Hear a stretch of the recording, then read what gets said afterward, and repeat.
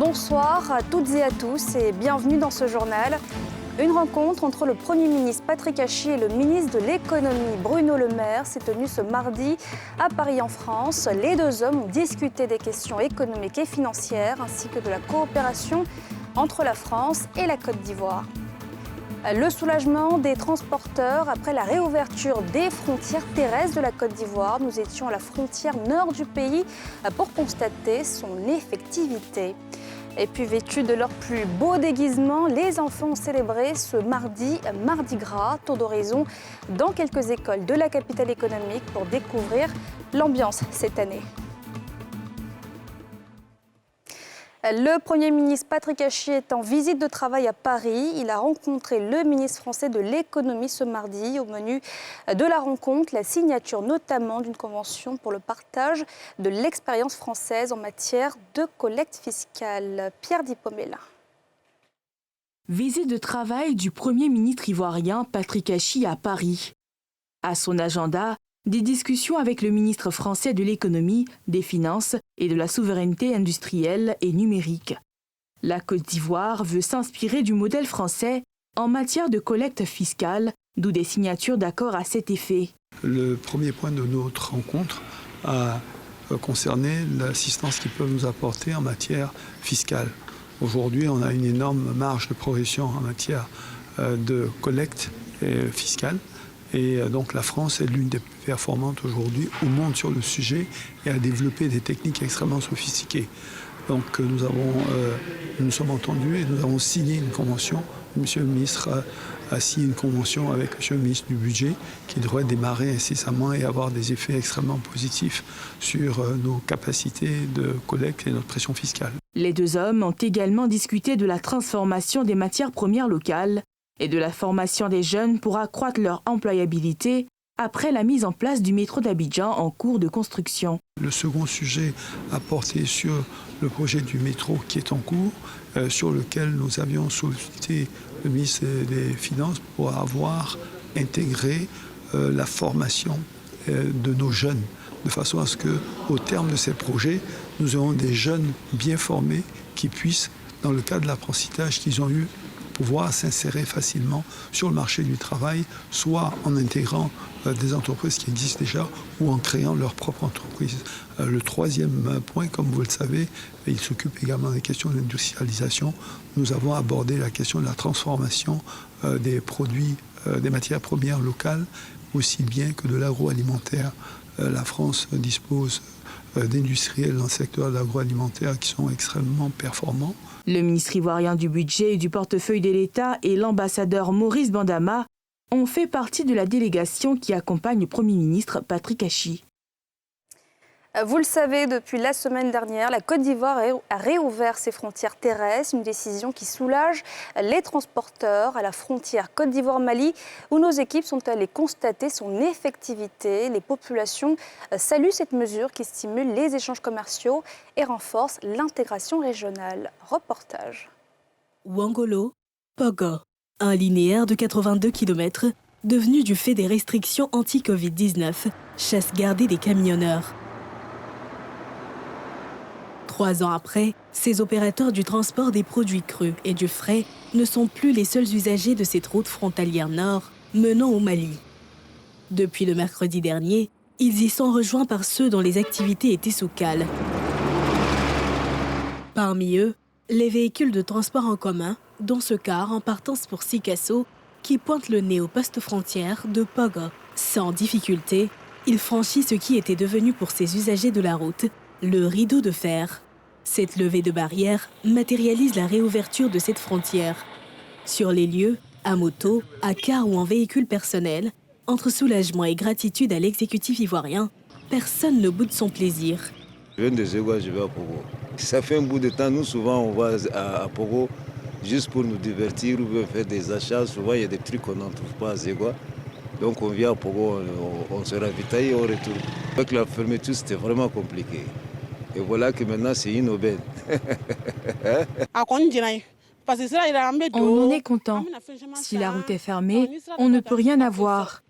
Si tu veux prendre des marchandises pour les faire sortir, c'est tout un tas de problèmes. Les mototaxis prennent beaucoup d'argent et toi, tu ne gagnes rien. Si la route est ouverte, tu peux vaquer tranquillement à tes occupations. Je remercie beaucoup le gouvernement ivoirien d'avoir pensé à nous aussi. Bon, on est content, on est très content.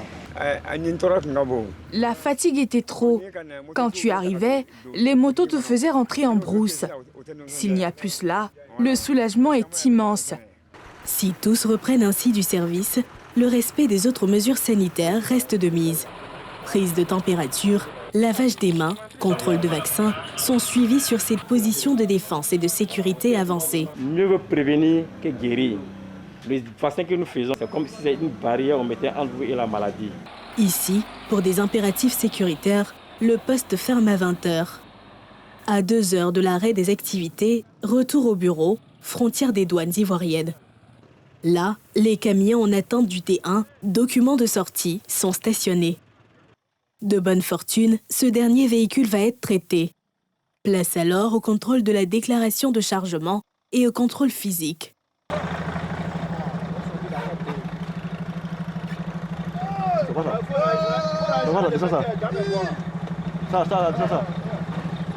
Ici, quoique la réouverture des frontières soit effective, les cars traînent encore les pieds.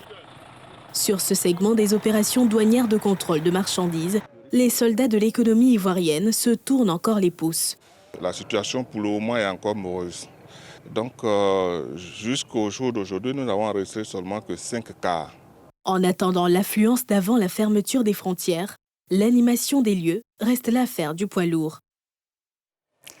Le dispositif d'établissement de la carte de résident destinée aux ressortissants étrangers hors CEDEAO vient d'être renforcé avec l'ouverture d'un nouveau service à Abidjan, ce qui porte désormais à 3 le nombre de centres d'enrôlement. Ils ont été visités par Mardoché Kwasi et Karine Kassi. Suivons ensemble le reportage. Siège de l'ONESI à Abidjan Plateau. Aza Ouattara entame la procédure pour l'obtention de la carte de résident d'un proche dans ce nouveau service dédié, ouvert ce lundi matin. La carte de résident, nous faisons ça ça vaut près de 3 ans que nous le faisons. On faisait ça à Cocody, au Vallon. Là. Ici, c'est plus proche que le Vallon aussi. Le fait que ça soit proche de nous, ça nous arrange aussi. Désormais, en plus des agences ONESI Prestige et VFS des 2 plateaux Vallon, les ressortissants étrangers hors CEDEAO peuvent se faire enrôler à l'agence principale du plateau pour l'établissement de leur carte de résident. Et ici, à l'agence Prestige du Vallon, c'était la routine. Réception des requérants, enregistrement des informations alphanumériques et le retrait des cartes déjà prêtes se font en toute sérénité. Je suis venu pour le retrait de la carte de résident d'un de mes expatriés. Ça fait 3e semaine qu'on nous a envoyé une réponse comme quoi la carte était prête. Voilà pourquoi je me suis rendu sur le site pour le retrait de la carte. C'est un renouvellement. J'ai fait la première carte de résidence en 2017. Ça veut dire que je suis un résident ici en Côte d'Ivoire. Ça prend un peu de temps, mais ça marche. Cette activité d'enrôlement pour la carte de résident biométrique a démarré le 9 octobre 2017.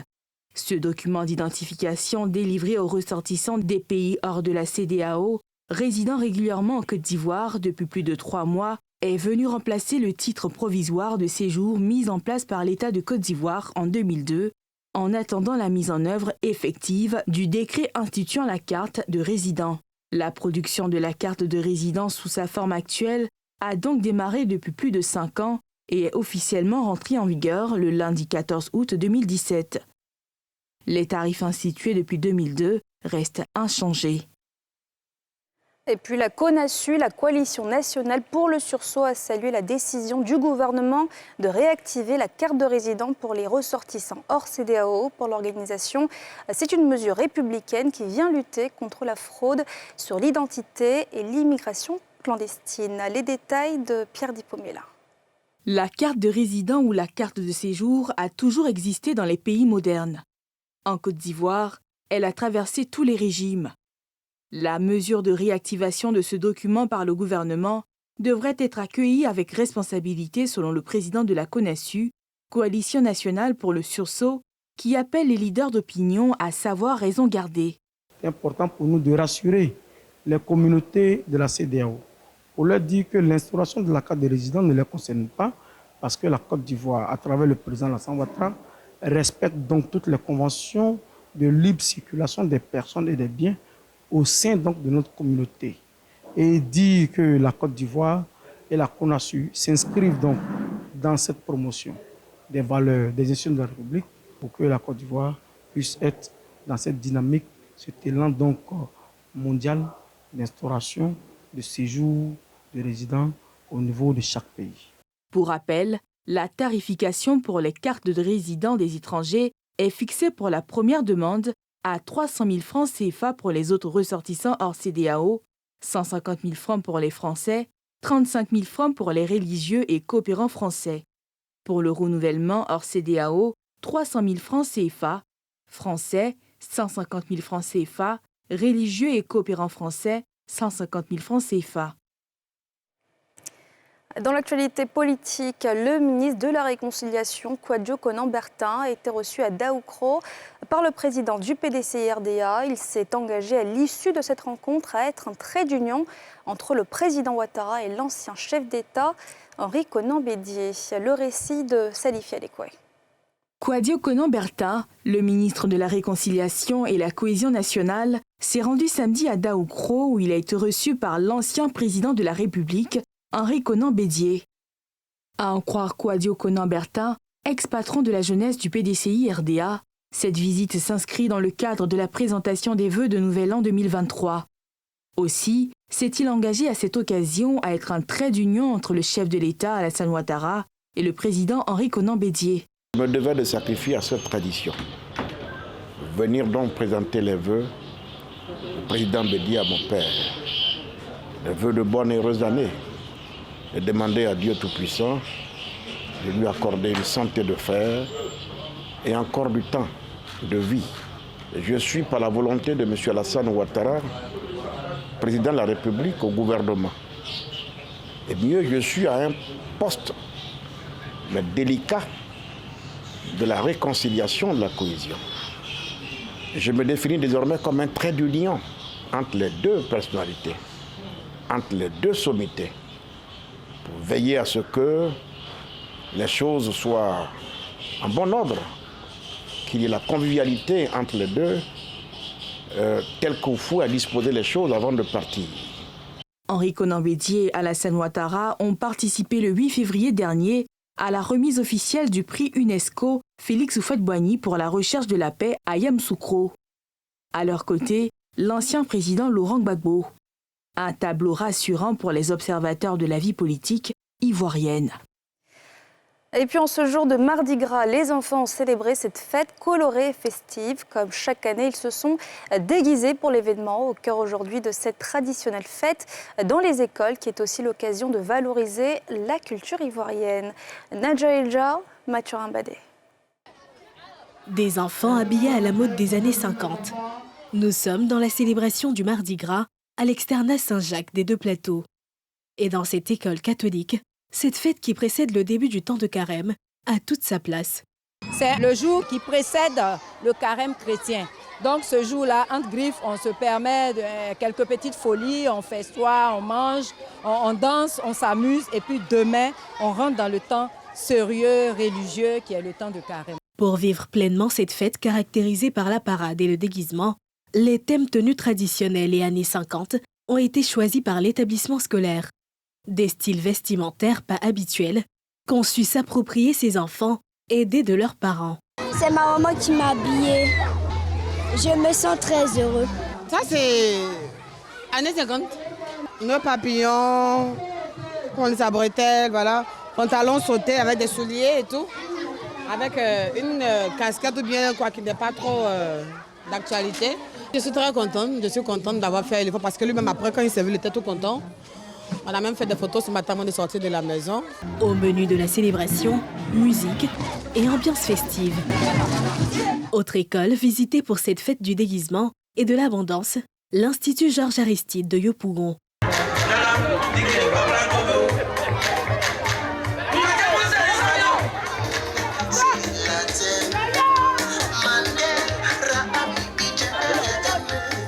Ici, le maître mot est la valorisation de la tenue traditionnelle et des langues maternelles. Bonjour papa en Sénégo. Foyez-nous papa. Bonjour papa en Takwana. Les enfants sont en train de parler dans leur langue maternelle. Ils sont allés en congé pour aller apprendre ce que c'est que la langue maternelle. Nous nous disons que nous avons une richesse énorme. Ça ne sert à rien d'aller valoriser les autres cultures alors que nous avons nous-mêmes nos cultures qui sont là. Je suis satisfaite dans la mesure où ils ont fait quand même un effort. Là, je vois qu'il y en a même qui savent dire « viens, on va manger ». Je pense que les parents davantage eux-mêmes devaient mettre l'accent sur l'apprentissage de la langue maternelle. Et là, il y a quelqu'un qui est en train de compter en hébreu. J'entends 1, 2 jusqu'à 7. Je pense qu'ils réussissent très bien. Dans ce monde de partage et de réjouissance, les parents sont bien présents et veulent garder le meilleur souvenir. C'est Mardi Gras. Je voulais un peu assister aux événements pour voir ce qui va se passer, pour faire la fête aussi avec les enfants. Les voir habillés, ça fait plaisir, ça rappelle un peu les traditions de chez nous. Ton enfant habillé en tenue traditionnelle, bon, c'est bon. Et puis les enfants même, ils savent comment chez eux, comment on s'habille. Donc ça fait ressortir la tradition un peu dans nos têtes et puis aussi dans la vie des enfants. La tradition du Mardi Gras remonte à l'Antiquité romaine où était célébrée l'arrivée du printemps. Durant cette période qui marquait la fin de l'hiver et donc le renouveau de la nature, les interdits étaient transgressés et les déguisements autorisés. Yamoussoukro, la capitale politique, accueille samedi la 24e édition de la Nuit de la communication, devenue week-end des ébonies. Les grandes articulations et les innovations de cet événement initié par l'UNJCI ont été données ce mardi lors d'une conférence de presse. Et c'était en présence de l'Ébonie 2021, Mardoché Kwasi. Le week-end des ébonies se tient les 24, 25 et 26 février prochains dans la capitale politique ivoirienne, avec en point d'orgue la Nuit de la communication, prévue le samedi 25 février à la Fondation Félix Houphouët-Boigny pour la recherche de la paix. Panel, cross populaire, finale du tournoi de la confraternité et excursion sont les grandes articulations de ce week-end des ébonies qui offre cette année quelques innovations. Nous faisons cette année Ébonies à la Fondation parce que l'hôtel président et l'hôtel parlementaire sont complètement fermés pour des travaux. Nous voulons aussi marquer par le symbole les 30 ans du thème. Vous savez que Noël Ébonies a été un grand journaliste, un numéro journaliste engagé et qui a vraiment marqué son époque. C'est lui qui donne le nom à nos différentes distinctions. Il était important pour nous vraiment d'inviter la famille. Il y aura des surprises. Le meilleur journaliste de l'année 2022 aura droit à un véhicule comme Superlot. Cette édition du week-end des ébonies sera également l'occasion pour les journalistes et leurs invités de faire le bilan des 30 années d'existence de l'UNJCI et réfléchir sur l'avenir de cette organisation. Elle sera parrainée par Adama Bictogo, président de l'Assemblée nationale. Aussi, dans l'optique de renforcer leur coopération avec la Côte d'Ivoire, une quinzaine de pays regroupés au sein du Conseil des ambassadeurs arabes à Abidjan initient les premières journées culturelles arabes. Ce rendez-vous s'est ouvert aujourd'hui au sein du Palais de la Culture d'Abidjan. Art culinaire, vestimentaire, danse étaient au menu, comme nous le montrent Salif Yalekoué et Zécré Joseph.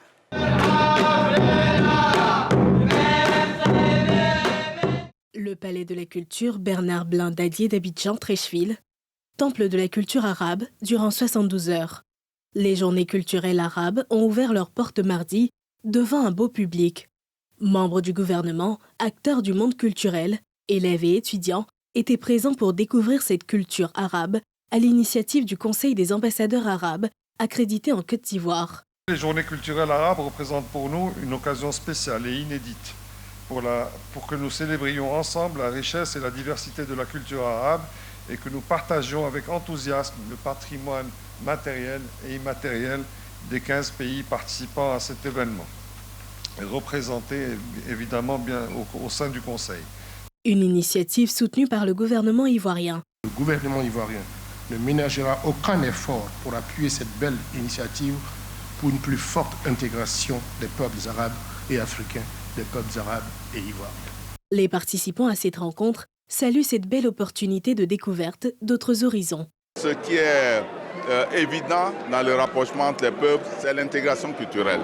Donc le fait d'organiser, de faire découvrir la culture arabe dans sa diversité aux Ivoiriens est une excellente chose. Nous sommes venus les soutenir, les féliciter. Le Conseil des ambassadeurs arabes accrédités en Côte d'Ivoire est un forum d'échange qui regroupe 15 représentants diplomatiques des pays arabes avec 13 ambassadeurs et 2 consuls. Le Conseil entend pérenniser ces journées culturelles avec des actions caritatives auprès des populations ivoiriennes.